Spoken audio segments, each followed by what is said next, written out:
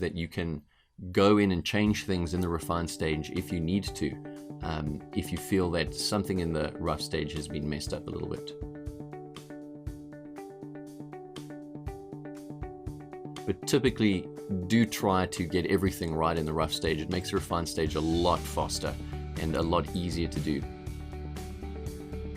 So what I'm doing now is lightening the line art, lightening the rough drawing, and I'm going in with a 2-pixel brush. This is an A3 size canvas, and I'm going with a 2-pixel ink brush, ink and flutter brush, and the brushes are available in the course in the additional resources module. And what I'm doing is I'm trying to be as loose as possible and effectively one-stroking most of the lines to get a very smooth, quick, loose, and dynamic line. And I'm now going in and refining the piece. Typically, it's best to always make sure the character's head, face, and hair are done first and done well, because it really is the main focal point in terms of the composition of character pieces.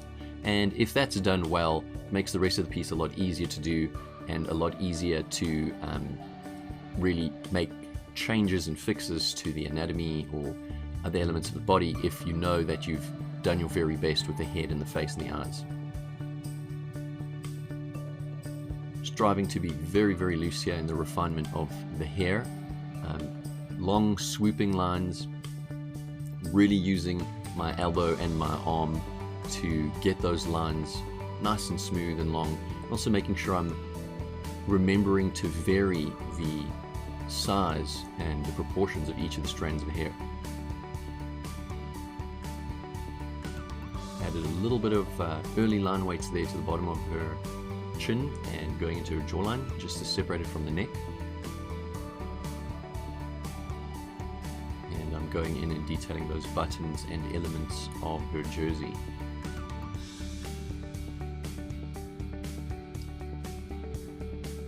Regarding this particular art style, I find this particular art style very, very appealing. It's definitely mostly made up by myself, though I have no doubt that it exists in some manga or anime out there. I really like how glossy that particular eye design is, with the 2 highlights and a large portion of the iris itself covered by an abstracted or symbolic eyeshadow. Also take note of the amount of contrast on the eyes in this piece and in manga pieces in general, where the thickest lines in the piece usually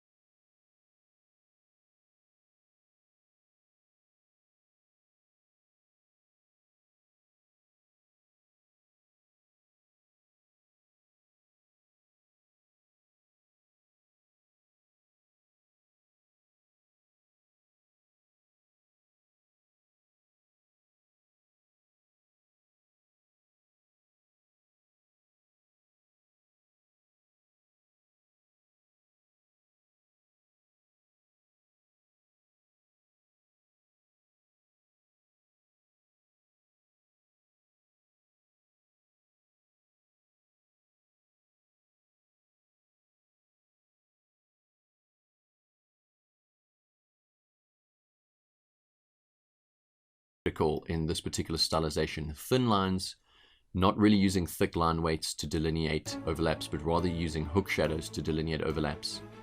And when you eventually get to a coloring stage with this style of work, you'll see the thin lines really shine through, because you don't have to deal with too thick lines overwhelming